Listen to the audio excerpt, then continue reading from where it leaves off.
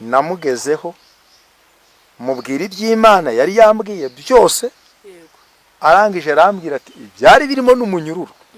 Arambwira ati rwose uko wabibonye niko bimeze, nanjye ubu ngubu isaha ku isaha wabona afunzwe.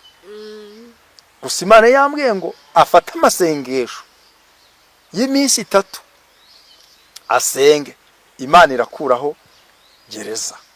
Abandi bahanuzi bubaraye, twebwe nitutubarara uriya muriro byanga bikunda niturawujyamo cyane. Ariko bahagaze ku mbaraga z'Imana baravuga bati naho Imana yacu itadukiza nta mpamvu nimwe yo gukorera Satani. Niko bimeze. None si Imana ntabwo yiyerekanye hariya? Dore rero igihombo abitwa abakozi b'Imana bagiye guhura nacyo, barabeshya Imana yuko bari kuyikorera. Abakomeye n'aboroheje ngiye kubona mbona n'abantu bari mu bindi bihugu byabacanze. Imana irambwira ngo imbere gato yabigiye gucanga besha. Ubwo se niba uri umunyabwoba urukumva ruriya ruzi uzarwambuka? Watwambuka si gutura umunyabwoba. Ariyo mpamvu nje nshatse kubwira abantu bari gusenga, abantu b'Imana, muhamye Imana, muvuga iby'Imana iri kubabwira. Burya ikintu Imana yakubwiye nta ngaruka azakugeraho. Bisho nyine ibi bintu byo turabifata gute ko ari virusi mu bakozi b'Imana? Sha birateye, nabo bigeze mu mujyi wa Kigali birateye. Birateye cyane, ariko reka mbabwire bahanuzi nukuri, reka mbabwire murye muri menge kubera yuko reka mbabwire dore inkoni y'Imana irabamanukiye. Imana iratubwira ngo hano muri iki gihugu hagiye kuba ibintu bidasanzwe, amaraso agiye kumeneka ari menshi. Atariko barokore muzabe maso, ni muzajye kwivanga muri ibyo bigiye kuba. Ubu nagane n'abantu b'Imana benshi bambwiye bati Imana yarabitubwiye. Ubu uyu munsi abantu bageze ku nyigisho zerekana yuko Imana ngo nta kintu kibi, ngo nubundi niba mbese barashaka koroshya ibintu byose. Ngo Imana yacu ngo mubwire abantu ngo ibyururutse imitima Imana irabwira umujura n'umusambanyi n'umwicanyi n'ibiki. Ko na leta yagiye ifata bakazungu bamaze abantu ikabafunga. Imana ntago buriya hari gereza Imana igiye gufungira mw'abantu. Kamubwira ngo Imana iravuze, Imana itavuze n'ukuri kw'Imana. Wamubwira ko ari umusambanyi akihana, yakwihana Imana ikamubabarira, akabona mugasengera ibyo ngibyo ari gushaka, Imana ikabitanga, ariko mutageretse kuyibeshera. Ariko reka mbabwire nukuri, reka mbabwire mwabahanuzi, mutindije abantu mu butayu, mutindije abana b'Imana mu butayu kubera gutubura no kubesha. Ariko Imana yamwengeraje, tumije abakobwa batinda mu butayu, mutumije abakobwa batinda mu ishuri. Ariko Imana iri kumbwira ngiraje, mukica ibintu by'abandi, mukabyica mukabirambika. Yes, Imana yambwiye ngo musenge, muvuga ibyo Imana yababwiye, ibyo utababwiye mubireke. Imana ngo yambwiye ngo Imana girambwiye ngo ngurire ikibanza, ngo cyo kibanza uragura ngo kirafungura imigisha yawe, ngo kiraguhereza akazi muri Amerika. Reka mbabwire mwitonde, mumanze mushishoze, mwakwitonda mwabantu mwe ko uburakari bw'Imana buje. Kimana izanye uburakari budasanzwe. None mwatumije abadesipora bagira umutima nk'uwa Farawo, ntago abadesipora bagifasha abahanuzi, ntibagifasha abakozi b'Imana, ntibagifasha abakene, ntibakibafasha kubera yuko mwagiye muri abarya amafaranga menshi. Ariko reka mbabwire, Imana yambwiye giraje musengera mukuri no mu mwuka, muhigure imihigo, mugiye gupfana imihigo. Muhigure imihigo, mwongera muhige yindi, murahigira yindi ku yindi. Kubera iki mushaka guhigira imihigo ku yindi? Imana iri kubarega imihigo, mwagiye murahiga ntimwahigura. Imana irambwira ngo mbwira abanyarwanda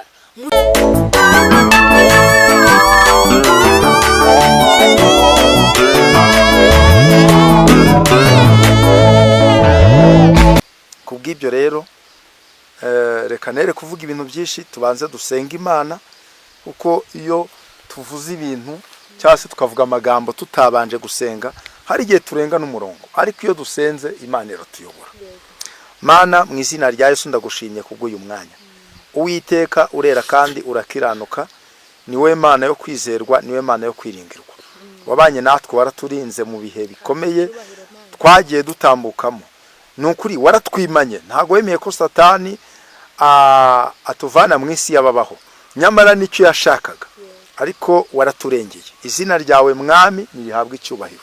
Ndasenze kugira ngo bane natwe mu kiganiro tugiye gukora, kandi Mwami Imana nukuri wihesha icyubahiro, kandi nyagora ku ngoma iteka, nukuri ubutware bwawe bukorane natwe, imbaraga z'umwuka wera zibane natwe, utuyobore muri byose, utubere Imana, natwe tukubere ubwoko wishimiye. Urakoze nyakubaha Imana, ngaho komeza utugiriye neza, ubuntu bwawe n'imbabazi zawe no gufashwa n'umwuka wawe wera ikomeze kubana natwe twese, ni mu izina rya Yesu Kristo, amen. Amen. Mushiki wacu hari abagiye kukubona bwa mbere batakuzi, wabibwira rero ukanasuhuza itorero ry'Imana cyangwa se umuryango mugari wo ku Makuru y'Ijuru TV. Nukuri ndabaramukije mu izina rya Yesu, amahoro y'Imana bane namwe. Yesu abashigikire mu byo mukora, kandi n'abatagira akazi, hari abantu badukurikira batagira akazi, hari abantu badukurikira batagira ahantu ho kuba. Yesu abaha ahantu ho kuba, Yesu atanga akazi mu izina rya Yesu. Amazina yanjye ni yayandi ntago ajya ahinduka, ni muhawe n'Imana Claudine, umukobwa w'ishyamba, wa umukobwa uhora muri ishyamba ariko ubingingira Imana ngo ibagirire neza, ariko muhumure Yesu azabatabara mu izina rya Yesu. Murakoze. Urakoze cyane Claudine. Reka mbere yuko twinjira mu kiganiro cyacu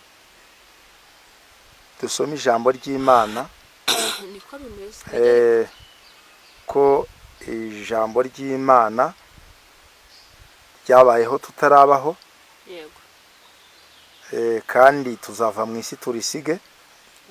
Ijambo ry'Imana riratubwira ngo isi izavaho n'ijuru rizavaho, ariko ijambo ryayo ntabwo rizigera rivaho.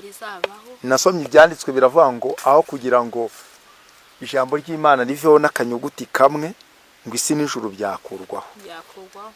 Reka dusome ijambo riri mu Byahishuwe ibice 21 umurongo w'8. Haranditswe ngo ariko abanyabwoba n'abatizera n'abakora ibizira n'abicanyi n'abasambanyi n'abarozi n'abasenga ibishushanyo n'abanyabinyoma bose, umugabane wabo uzaba mu nyanja yaka umuriro n'amazuku, ariyo rupfu rwa kabiri. Imana itugiriye neza cyane. Aya magambo dusomye, umuntu wese wizera Imana, abantu benshi baba bayazi no mu mutwe, bakaba bazi ko muri Bibiliya hari ijambo rivuga ngo abanyabwoba n'abatizera bazajya mu nyanja yaka umuriro n'amazuku, kandi iyo nyanja yaka umuriro n'amazuku niyo rupfu rwa kabiri. Nshaka kugira ngo tuvuge ku kantu mbere na mbere, tuvuge ku kantu kitwa ubwoba. Akantu kitwa ubwoba, kubera yuko hari igihe njya ndeba nkasanga umwana w'umuntu aremanywe ikintu cyitwa ubwoba, ugasanga wenda reka twinjire mu itorero ryacu rya ADEPR. Umushumba mukuru Pasiteri Isayi Ndayizeye avuze ijambo ararigoretse, ariko ukareba ukavuga uti ati nimvuga yuko ibi bintu bidakwiriye, ati nubundi ati singiye guhura n'ibibazo, ati wasanga nubundi mu itorero banenze ugasanga barahamagaritse, ariko ukabuzi yuko iryo jambo avuze ritari ukuri. Noneho ukamera nk'umuntu, urabona nkaho wicaye, wenda tuvuge wicaye mu rugo iwawe, abashyitsi baragusuye hari umwanda ugafata umukeka ukorosa ugatwikira abantu bakaza bakicara ku mukeka ariko bicaye hejuru y'umwanda. Iki kintu ku bakozi b'Imana ko nkunze kukibona. Wavuga iki ku bantu bitwa ko ari abanyabwoba ko n'ijambo ry'Imana rivuze yuko ikintu kibategereje ari ukujyanwa mu nyanja yaka umuriro n'amazuku ariyo rupfu rwa kabiri? Ikintu navuga ku banyabwoba, nta muntu w'Imana ubundi wari ugakwiye kugira ubwoba. Nta muntu w'Imana wari ugakwiye kugira ubwoba. Umuntu w'Imana ahantu hose yarari yaragakwiye guhamya akavuga Imana uko akavuga ko Imana yayibonye, akavuga ibyo Imana imubwiye, cyaba gikomeye cyaba coroshe akakivuga, kuko namaze kumenya neza yuko nta munyabwoba uzajya mu ijuru, nta n'umunyabwoba uzabona Imana. Ati umuntu niba Imana imuhaye ubutumwa akwiriye kuvuga uko buri. Ariko nkubaza ikibazo, ese Imana wafatiraho akavuga ati uriya we ndabizi rwose ndabimubwira, ariko se nanone buriya tuvugisha ukuri? Hari n'abantu benshi babona ibintu by'abantu bafite impano Imana yabahaye, Imana ikamwereka pasiteri yarasambanye akavuga ati ndamuhera hehe, ikamusanga rimwe, ikamusanga kabiri, ikamusanga gatatu, ariko akagira ubwoba bwo kwegera pasiteri ngo amubwire yuko yasambanye. Abo bantu wababwira iki? Icyo nababwira buriya ntabwo baba babibonye nabo, kuko wabonye oya bariho babibona kandi rwose bakaba babyeretswe n'Imana. Nyine niryo ahubwo turi ku ijambo ryitwa ubwoba. Niryo jambo navuze ngo nta munyabwoba uzabona Imana, nta n'umunyabwoba uzajya mu ijuru. Nimba ari Imana yabikubwiye genda nagukubita gukubite, nagira icyo gutwara kigutware. Nimba ari Imana yagutumye nawe azagira ingaruka. Imana ikagutuma ku muyobozi, wenda ni urugero, ikagutuma kuri meya, najayo bakamfunga ndi kuzira Imana. Mu by'ukuri Imana yigeze inuma ku muyobozi ukomeye, ndamuhamagara ashaka nimero ye, ndamuhamagara, muhamagaye ijambo yambwiye nyine namubwiye ko hari iby'Imana yambwiye kandi nkwiriye kubimubwira. Buriya abantu baba bakora ibyaha nabo ubwabo bahorana ubwoba, ahita atekereza agakubita umutima ku byo akora. Ijambo yambwiye yarambwiye ati rero ati nanjye ndasenga rwose, ati nanjye Imana ivugana nanjye, ati ibyo ngibyo yakubwiye ati nanjye izaza ibinyibwirire. Mbo kimwe mu byo yari yambwiye nabonaga agiye kwirukanwa no ku kazi. Ubu tuvugana nta n'amezi angahe yashije atirukanwe ku kazi. Mu by'ukuri ariko nubwo namusabye audience akayinyima akambwira ati nanjye Imana ivugana nanjye, ariko uyu mwanya nawe ubwe nibwira yuko amafiyeri yari afite uyu munsi ntabwo akiyafite, yaragabanutse. Imana irongera inuma kundi muyobozi ukomeye. Buriya abantu ntibahwana. Ndamuhamagara ashaka nimero ye, nyishakira hasi kubura hejuru, ndayibona. Ndamubwira nti rero nabonye bimeze gutya.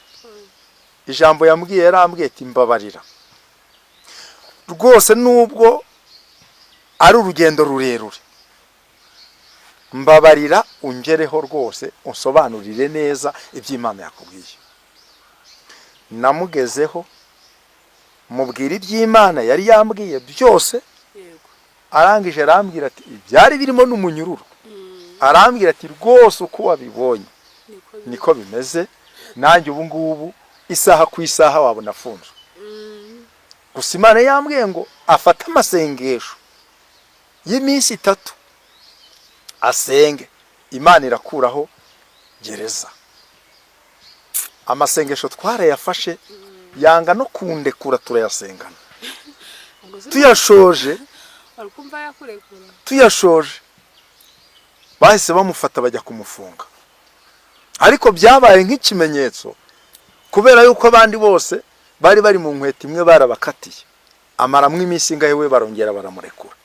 Abantu bavuga ngo amasengesho ntagira umumaro, ubwo amasengesho ntiyagize umumaro. Yagize umumaro. Mu by'ukuri rero njya nkunda kubwira abantu, niba Imana ikubwiye ku muntu ukomeye wimutinya. Ibyo sinshatse kuvuga. None se ubu iyi Imana Saduraka na Meshake na Abedenego iyo bavuga bati imbere y'umwami n'abajenerali n'abapolisi n'abasirikari bahagaze ahangaha n'abayobozi n'imbaga y'abayobozi iri ahangaha, abashumba bubaraye, abapasiteri bubaraye, abandi bahanuzi bubaraye, twebwe nitutubarara uriya muriro byanga bikunda niturawujyamo cyane. Ariko bahagaze ku mbaraga z'Imana baravuga bati naho Imana yacu itadukiza nta mpamvu nimwe yo gukorera Satani.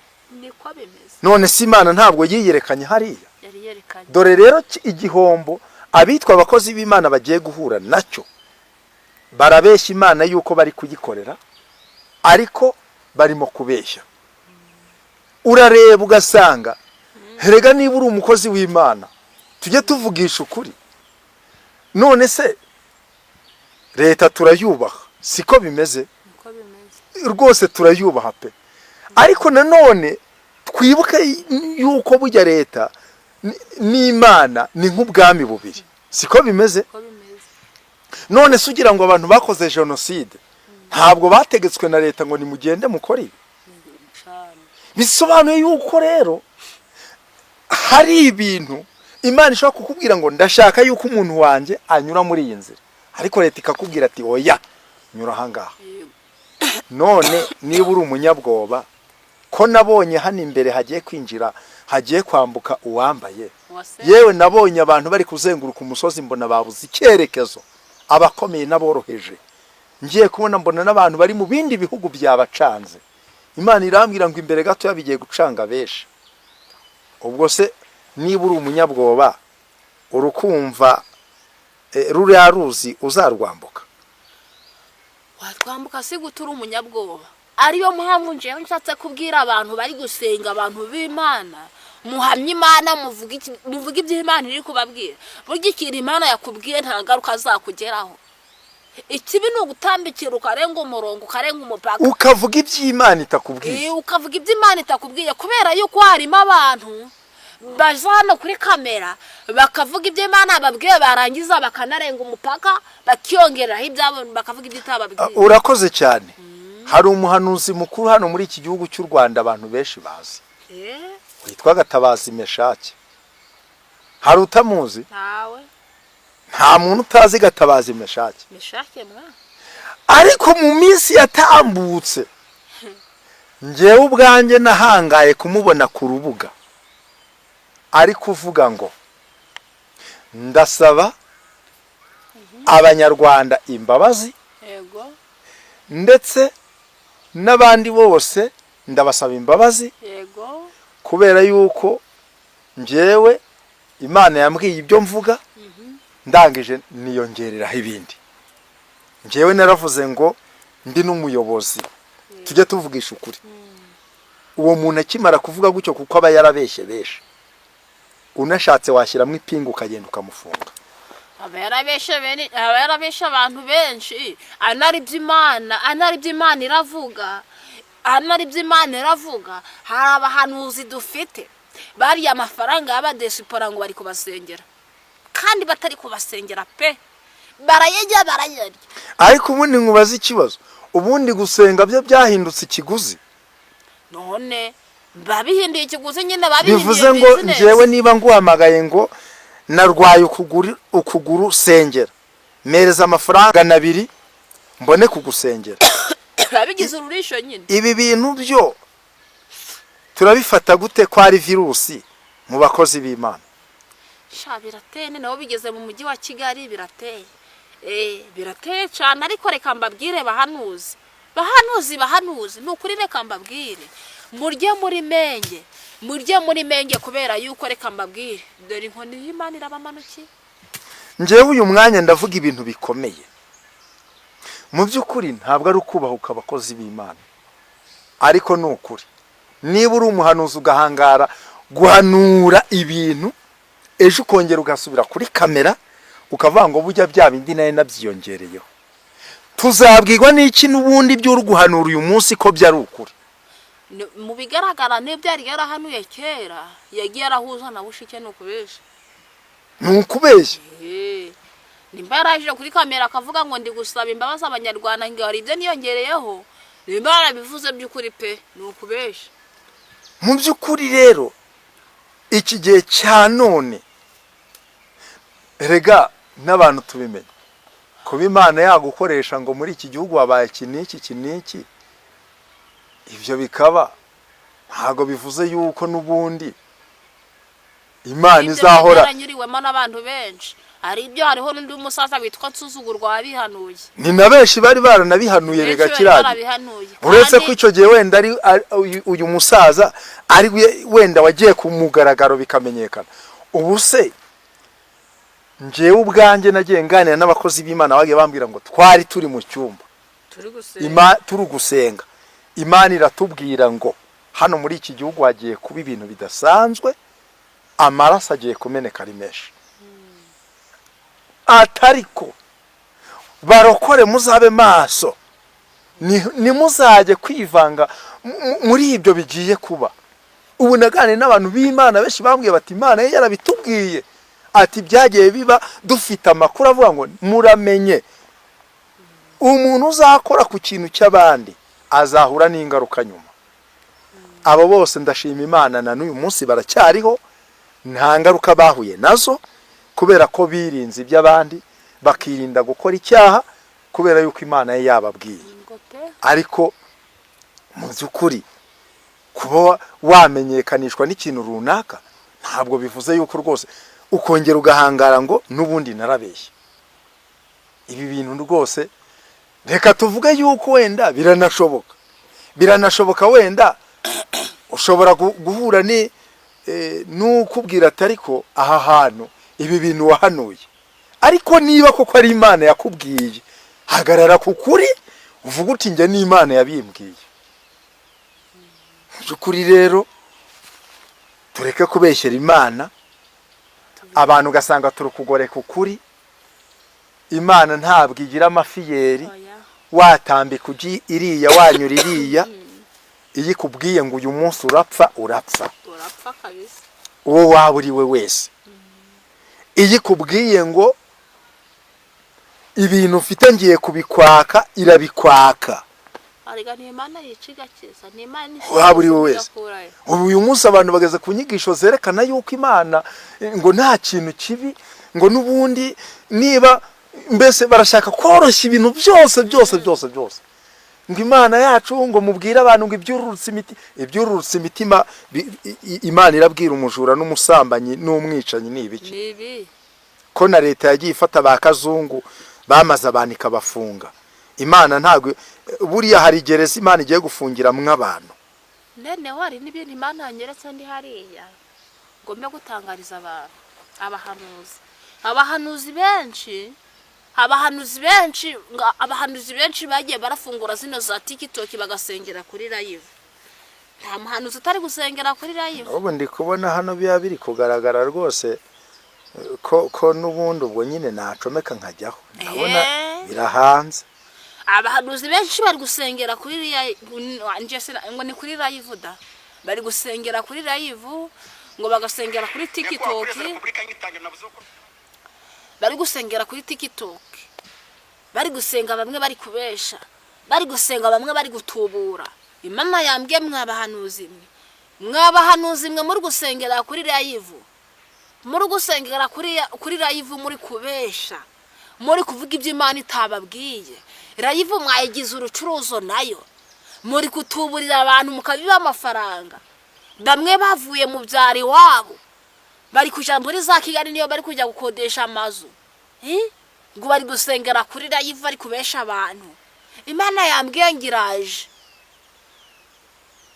Imana yambwiye ngo iraje ngo mureke kubesha. Mureke kubesha abantu. Mureke kubesha abantu ngo muri kubasengera muri kubisaza ibitangaza bitariho. Ariko mwabantu mwe Imana ihendahendwa, Imana yingirwa, Imana kari data wa twese mwiza. Mwasengera abantu mubikuye ku mutima mutari kubesha. Nukuri Imana yambwiye ngo mugarukira aho ngaho. Singubuje gusengera kuri live. Ayisengera hari kubwiza abantu kuri. Ubabwira ibyo Imana yakubwiye. Ngo nimubwira ko ari umusambanyi kubera ko ari muri Amerika ntago aranyohereza amadolari. Oya, Imana itakoresheje uwo muntu uri muri Amerika ntaco wabona. Ntaco wabona. Ahuko musengere kubera yuko Imana yitwa Imana. Imana yamufatiraho n'inkota ikamubwira ngo hereza uriya muntu akaba yaguhereza. Ariko utageretse icyaco kubeshera Imana ngo Imana irakubwiye ngo mubwire ibyo kandi atayibyo. Nukuri reka mbabwire Imana ifite agahinda n'umubabaro. Waruzi ko koko Mana ukabesha umuntu ngo kubera ko ari wo hanze ukamubesha ngo Imana ngikoze ibi nibi agategereza. Kaburiya hari umuntu nzi uri muri Amerika arangije imyaka 30 ari muri Amerika. Ntabwene gihugu ngo yagiye rahura n'abahanuzi ngakabaha amafaranga ngakagira ute ngo bari kumusengera ngo bakamubwira ngo Imana iravuze. Imana itavuze n'ukuri kw'Imana. Wamubwira ko ari umusambanyi akihana, yakwihana Imana ikamubabarira akabona mugasengera ibyo ngibyo ari gushaka Imana ikabitanga ariko mutageretse kuyibeshera. Ariko reka mbabwire nukuri reka mbabwire mwabahanuzi mutindije abantu mu butayu. Mutindije abana b'Imana mu butayu kubera gutubura no kubesha. Ariko Imana yambwengiraje. Imana yambwengiraje. Mwihangane ndarwaye nimubona ndi kuvuga mu mbaraga nkeya nuko nguko yabwiye Gideyoni ngo nagende uko imbaraga ze zingana nanje nuko mpagurutse. Kwirigwa muri kubeshera Imana ngo Imana yabatumye itabatumye. Reka mbabwire mwabadesipora mwe sibyo. Nimba Imana yaraguhaye ikaguhereza ubutunzi muri ico gihugu ikaguhereza ubukire. Fasha abakene ubivanye ku mutima wawe. Ufasha abantu b'Imana ubivanye ku mutima wawe. Utabihatirijwe n'umuhanuzi runaka. Umuhanuzi nakubwira ngo ndagusengera ari kumuha amafaranga. Uzamubwira yuko Imana idakorera mu mafaranga gusa. Uzamubwira yuko Imana idakorera mu mafaranga. Ahuko weho nimba umutima wawe uri kuguhata kumufasha mufashe ariko batageretse kukubesha ngo Imana yamubwiye. Hari abakobwa basaziye muri ico gihugu muri Amerika. Hari abakobwa basaziye muri Canada. Hari abasore basaziye muri Canada muri Amerika muri Australia. Bagiye barabwirwa ngo Imana ngizabakorera ubukwe bari kubabesha. Uyu musore aba yifite umukobwa ashaka kurambagiza. Umuhanuzi akaje aho ngo Imana yamuvuze. Reka mbabwire mwabahanuzi mutumije abakobwa basazira mu butayu. Mutumije abakobwa batinda mu butayu. Mutumije abakobwa batinda mu ishuri. Ariko Imana iri kumbwira ngiraje. Mukica ibintu by'abandi mukabyica mukabirambika. Yes, Imana yambwiye ngo musenge muvuga ibyo Imana yababwiye. Ibyo utababwiye mubireke. Imana ngo yambwiye ngo Imana ngirambwiye ngo ngurire ikibanza ngo cyo kibanza uragura ngo kirafungura imigisha yawe ngo kiraguhereza akazi muri Amerika. Reka mbabwire mwitonde mumanze mushishoze musenge. Imana yambwiye ngo mumaze mushishoze musenge. Imana Imana ikora ikwishatse. Imana yagutegeka ngiha korodini. Imana yagutegeka ngiha vedasi tukamuha kubera yuko byari bikuri mu mutima kandi ukabimuha n'umutima mwiza ariko bitageretseho ngo Imana yavuze ngo Imana yambwiye. mwakwitonda mwabantu mwe ko uburakari bw'Imana buje, kimana izanye uburakari budasanzwe, kimana izanye uburakari budasanzwe. None mwatumije abadesipora bagira umutima nk'uwa Farawo, ntago abadesipora bagifasha abahanuzi, ntibagifasha abakozi b'Imana, ntibagifasha abakene, ntibakibafasha kubera yuko mwagiye muri abarya amafaranga menshi. Ariko reka mbabwire, nimba Imana yaraguhaye uri muri ico gihugu ikaguha ukarambika impano yo gufasha no gutanga, Imana yaragubwiye ngo nugera muri ico gihugu ngo uzafasha, ukabirambika. Reka nkubwire, Imana iraje, mukore neza bigishoboka, kuko ni mudakora neza bigishoboka Imana iraje. Imana yambwiye ngo mbwira abantu bari gusengera mukuri no mu mwuka, hari abantu Imana ije guhorera. Hari abantu bagiye barariganywa ibyabo, bakabiriganwa bakabirigiswa, bikagenda bigahera. Ariko Imana yambwengije kubahorera, Imana yambwengije kubahorera. Hari abo Imana ije guhorera, hari abakozi b'Imana bari gusenga Imana ije guhorera. Umuntu akemerera Vedasti imodoka ngo nzamuha imodoka, yakubitana n'undi muhanuzi yakomoza ku bintu bijanye n'imodoka, ariko bimubazaho agahita avuga ati uriya ngo ntuzayimuhe, nguriya ni igisambo ngo ntuzayimuhe. Reka mbabwire, nimba hari abantu benshi cyane Imana igiye guhora imihigo, abantu bagiye barahiga imihigo mu mitima ntibahigura. Nagiye kubona ngo mbona hari abantu bari kwirukanwa mu kazi. Nagiye kubona mbona hari abantu bari kwirukanwa mu kazi muri iki gihugu cy'u Rwanda, ari no mu bihugu byo hanze. Akajya nabona umuntu bakuye ku kazi ahirukanwa aragiye. Kubera iki? Kubera yuko hari ibintu byinshi yagiye arahiga, aravuga ati ngo Mana nunkorera ibi bikagegwaho, nzakora iki n'iki, byamara kugegwaho ntabikore. Imana yambwengiraje, Imana yambwengiraje. Musengera mukuri no mu mwuka, muhigure imihigo, mugiye gupfana imihigo. Muhigure imihigo, mwongera muhige yindi, murahigira yindi ku yindi. Kubera iki mushaka guhigira imihigo ku yindi? Imana iri kubarega imihigo, mwagiye murahiga ntimwahigura. Imana irambwira ngo mbwira Abanyarwanda musenge. Nagiye kubona mbona impanuka nyinshi cyane, nagiye kubona mbona imvura iraguye nyinshi cyane, inyagiye abantu benshi. Imana irambwira ngo mbwira abantu bari mu Burundi mupfukame musenge. Irambwira ngo mbwira abantu bari muri Tanzania musenge. Irongera irambwira ngo mbwira abantu ngo mbwira abantu bari mu gihugu ca Kenya ngo musenge. Irongera irambwira ngo mbwira abantu bari mu Bufaransa ngo musenge. Irongera irambwira ngo mbwira abantu bari muri bihugu by'Uburayi ngo ni musenge, kubera yuko ahantu hose Imana igiye kuhanyura, kandi igiye kuhanyura ifite uburakari budasanzwe. Buri umuntu wese Imana igiye kumwishuza. Mbese ni gusa niza kukwishuza uzasanga uhagaze gute? Nije kukwishuza uzasanga uhagaze gute? Mwagiye muri siga imiti z'ibikundiro, mwisiga imiti z'ibikundiro. Benshi bakajya barira gushaka ibyangombwa bisize imiti z'ibikundiro, bagerayo bakanabihabwa bigakora. Ariko Imana yambwibye byose bigiye kuba ubusa, bigiye kuba ubusa, bigiye kuba ubusa, kubera yuko muri gukora ibyo Imana idashaka.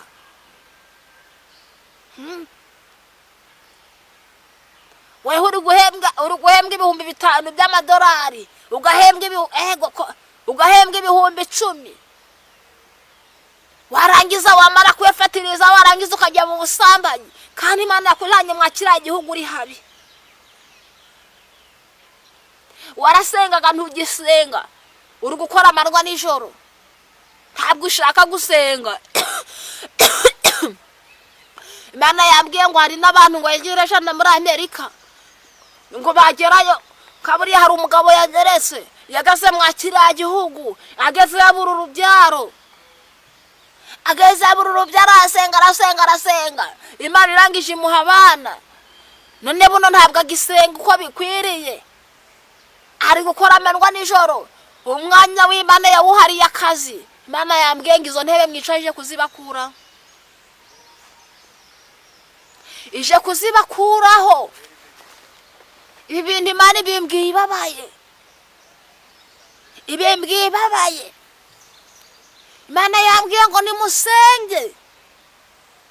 Imana irambwira ngo mbwira abantu bari mu matorero, mufate ibihe, mufate amasengesho, mufate amasengesho, musenge, musengere uko muhagaze. Ntabwo mushaka gusenga, mushaka amafaranga, muri gushaka amafaranga gusumbya Imana. Ntabwo abantu mugisengera ubugingo, ahubwo muri gusengera amafaranga. Muri gusengera amafaranga niko mwashize imbere. Amafaranga arakenewe, turayakenewe pe, ariko mbere yo gusengera amafaranga mumanze musengera ubugingo. Mwasenga. Nagiye kubona mbona umuyaga mwinshi, nagiye kubona mbona umuyaga mwinshi ugiye guhakondora buri kimwe cyose gisanze mu nzira. Abadiyakoni nagiye kubona mbona bicariye ahantu mu kizu kiri mu mwijima. Maze Imana irambwira ngo bariya ngo bataye inzira yanje ngo ntibagisenga. Irambwira ngo irahije guhura namwe. Ibaze kubura pasiteri wicaye mu kizu kiri mu mwijima kitabona. Ntabwo Imana ikorera mu mwijima, ikorera mu muco. Abantu nimusenge, muve muri ubwo buraya, muve muri ubwo busambanyi. Amaturo mwayashize imbere, timushaka gufasha abapfakazi, nimushaka gufasha imfubyi. Imana yambwegeraje nimushake musenge, musengera mukuri na mu mwuka, muve mu buraya mukizwe.